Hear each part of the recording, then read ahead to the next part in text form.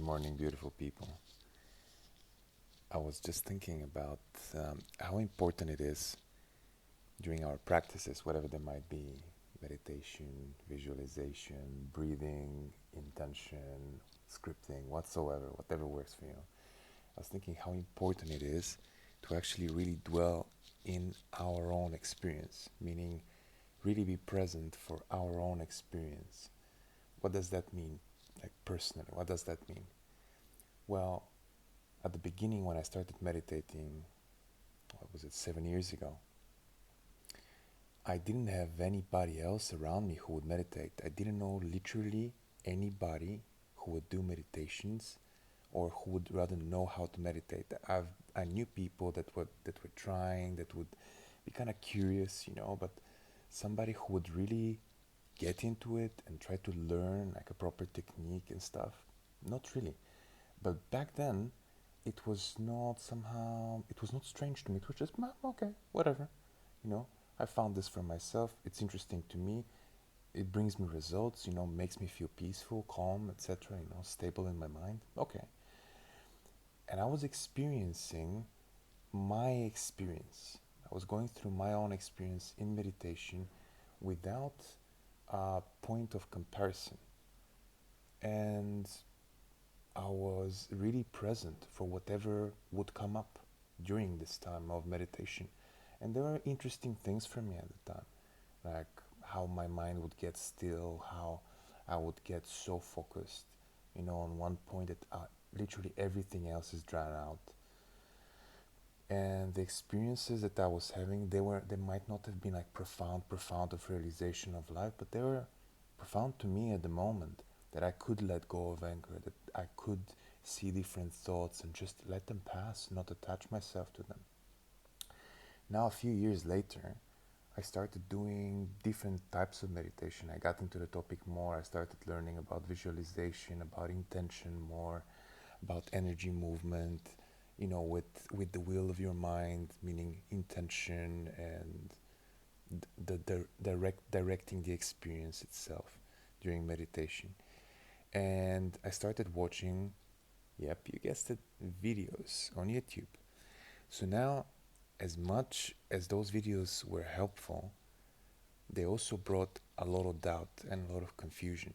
But mostly, they brought a lot of comparison, because I started comparing my experience and how quote unquote profound it was according to other people's experiences and outcomes, that I started losing track of what's real for me, what is important for me, because as you all know, meditation is something very, very unique for everybody, meaning that the path is very unique, the realizations during meditations, how they would come, in what way, the metaphors we get as insights during meditation, they're super, super personal, very unique.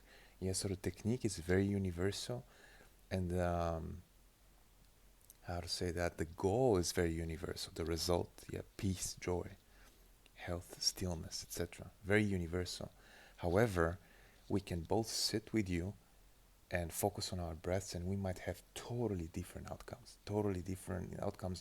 in terms of our experiences and realizations during meditation itself.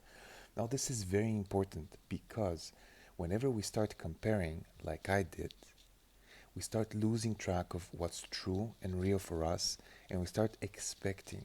Expecting in meditation is something which is actually connected to doing our best to let go.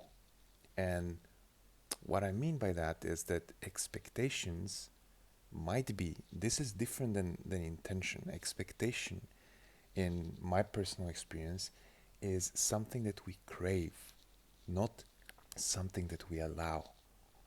And an expectation can, of course, be a little more healthy when it's connected to the intention, when we're really resolved and we are focused and directed. Yeah, we're going through things with the expectation, okay, today I'm doing it, right? Today, tomorrow I'm doing it. Doesn't matter what happens, I'm doing it. So I'm expecting myself at some point, to get better at it. Yeah, that's a healthy expectation. Now there is another type of expectation, which is I'm going to do it and something will have to happen for me. Now, this is thinking. This is just I would call it even wishful thinking because it's doubtful, it's a little confused, there's incorrect knowledge in it that we don't know why we're doing it. We're expecting stuff maybe because we've heard of somebody, what should happen. But the thing is that if we are actually present and we stay with our experience without too much of expecting stuff, but rather intending and really being there for ourselves, being there for ourselves and for others, I think it's very important to include our others, extremely important, and to actually make others as important and as lovable as we are in meditation, and to wish them as much love and peace and stillness and joy as we do to ourselves. But back to the topic, if we stay with our personal experience, there's so much that we're going to understand and learn about ourselves. So much. No other story can give us that. Other stories are extremely helpful, extremely insightful, extremely empowering, encouraging, and inspiring and supportive. Yeah, extremely. They're so valuable. Other people are so valuable. However, if we stick to another person's story, we're missing out on our story. And our story is a beautiful, unique story of our own freedom, of our own mind, of our own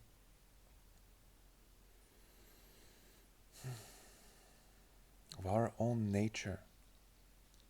This nature of this mind that we hold, not somebody else, but that we hold. And if we want to do anything, we do it from the point of our mind. Yeah, we do it from the aspect of our mind, of our personalized local mind, however you want to call it. So it is so important not to compare. It's so important to get inspired, to get empowered, but then to seek after our own experiences. Because once I got lost in that, meaning expecting other people's experiences in my practice, things started getting messy. I started judging myself a lot. Started thinking that I'm not good enough, that I'm not doing something right. And it's not that it cannot happen that we are not doing something right, that we might do it in a more intentional way, more focused way, learn how to let things go, or how to visualize better. But the point is coming back to our own experience and valuing this which we get out of an experience. So, for example, today we really want to feel joy and peace in our mind. Visualize something, focus on our breath, let go of stuff, or experience our future life now. Many things, but if we're too focused on an outcome instead of the practice itself, the experience itself, which is happening right now, right here, we get lost in expectation and we get lost in thoughts about judgment, about unworthiness, about self punishment, and whatnot. So, isn't it a little more healthy to sit down, whatever you're doing, anger arises, fear arises, confusion arises, and we see what they're actually giving us in the moment, what we are learning about ourselves in the moment. Because I used to think that feelings of fear and anger, yeah, and despair in my meditations are signs that I am digressing,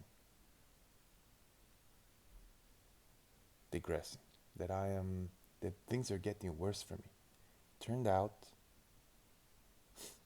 turned out that I'm going in a direction in which those things have to come up and I have to see them and feel them. So they've never been there, they've never come up because something got worse. They came up because it was time.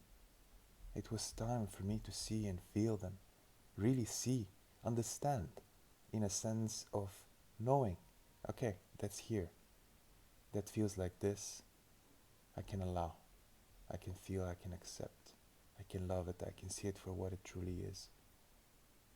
I can let go, I can detach, I can observe. Because otherwise we're expecting all the love, we're expecting all the healing, we're expecting all the peace. And it's not bad to have this intention. That's why we're all sitting. Yeah? We're sitting into practice with the intention. to bring this into our lives, into the lives of other people. But if we are not here with our own experience, with our own insight, then we lost in expectations. And expectations are just thoughts, other type of thoughts that tell us other things, how things should be, how things have to be in the future, where we're going really.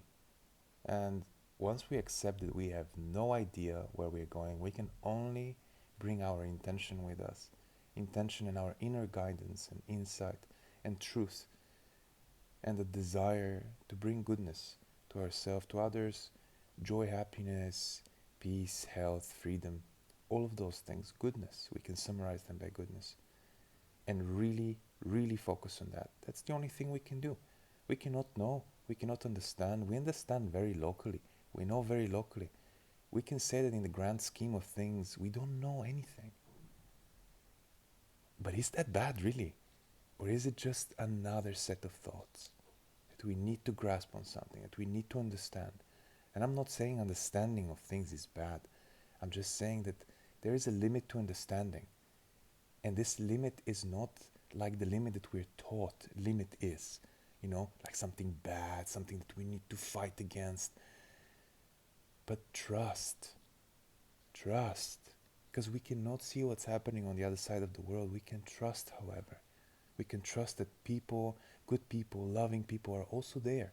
That they're also looking for this freedom, also intending and being guided towards love, towards forgiveness, towards acceptance, and so on and so forth. Love you guys. Hope this idea of comparison stay with you. In your own experience, you let it go bit by bit. Let it go. And stay true to your intention, to your true intention from your heart, because your heart knows best and it loves it all. It loves it all and values it all. Love you all, guys. See you soon. Ciao.